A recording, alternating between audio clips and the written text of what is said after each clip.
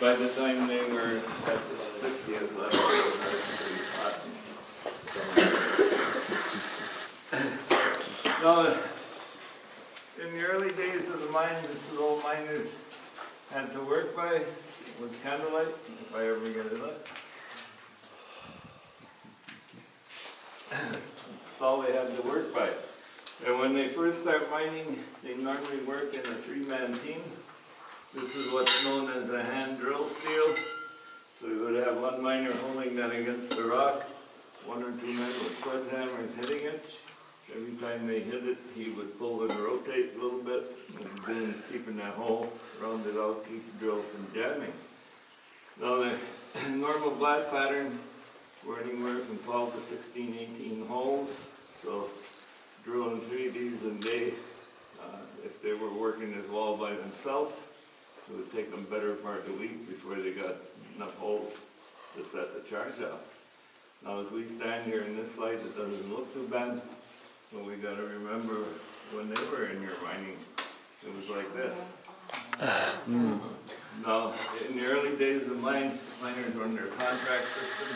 The company, they got paid by the amount of rock they brought down, not by the time they were here. And they were responsible for food and their candles. So if we had a three-man team here, we would have 3 candles, which would give you a lot more light than this one little one. But trouble with candles underground, wet and damp like it is water could put it out. If you had a cave in another part of the mine, what they call an air blast, the displaced air running through drift and the highway to speed would definitely put that out.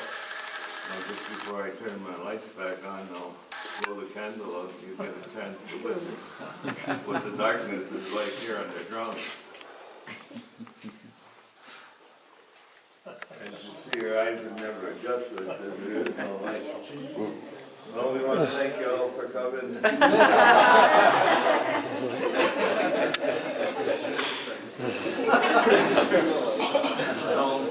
Once the miner had all their holes drilled in the rock wall, originally they used black powder for an explosive.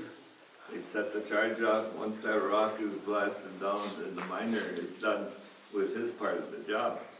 The next man that came along and handled the rock was called a trammer. In the early days of mine, they nicknamed him Wheeler because he used to push a wheelbarrow with the rock in there back to the shaft area to be hauled to the surface. Starting in about 1860, they start laying these narrow gauge rail systems underground. They built that red car there, which is called a tram car. So the trammer could push that to the blast site. Car weighs 500 pounds and loads a ton of rock on there. Then he'd get on this end and he would push it back to the shaft area. At top is counterbalance on there, so if he grabbed by the handle on this end, he could actually dump it into a waiting skiff to be hauled up to the surface. Then he repeated this for his 10-hour shift. Now this is a one-man car, so that trammer operated all by himself. And in 1901, the company did run power underground. They never did light the area where the miners were working. The only place that had electric lights was in the shaft area where they were loading skips or where the company had equipment located.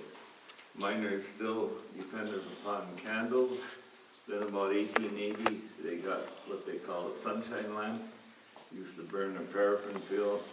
In the early 1900s, they did get carbide lamps. However, once the company had power down here, they took the AC, converted it to DC, and they set up a trolley system.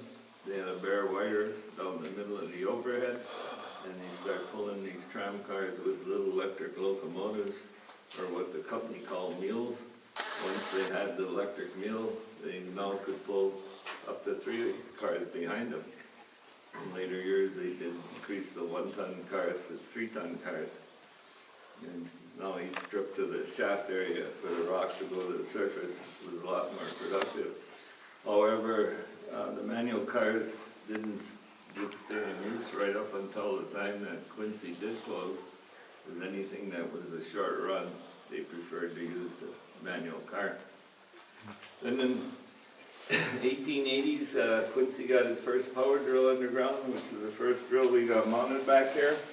That drill clamp and stand does weigh 600 pounds. This is a 2-man drill. Takes more than 2 men to move it around and set it up. But while it was operating, there were 2 men running this. We had 1 man turning the crank here at the end of the drill body to advance the steel into the rock. The second man had a water hose, bucket, whatever he had available, and he was spraying at that drill hole, trying to keep the dust down and trying to keep this drill cool. Now these drills were used in the 1880s up until 1913, when the company started looking at the 1-man drill mounted next to it. Now that drill weighs just a little under 200 pounds, so that is a lot lighter.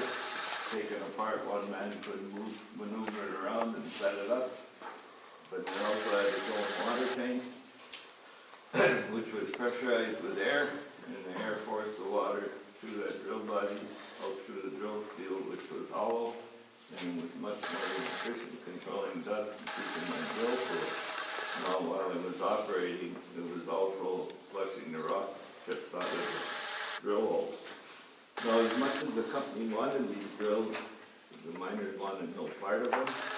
First of all, they didn't like the idea of losing a partner.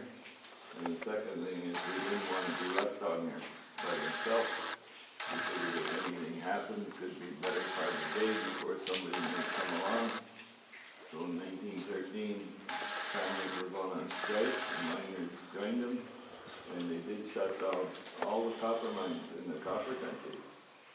Now after a while, some of the mines decided they wanted to try to reopen. They did have men crossing picket lines. The company was also importing men to take the place of the strikers. Even though they did get back to work, they didn't get any kind of production that they had before the strike started. It was in May 1914 when the American Federation of Mines had a strike fund for the workers. As they were running out of money, the men just settled with equipment and came back to work.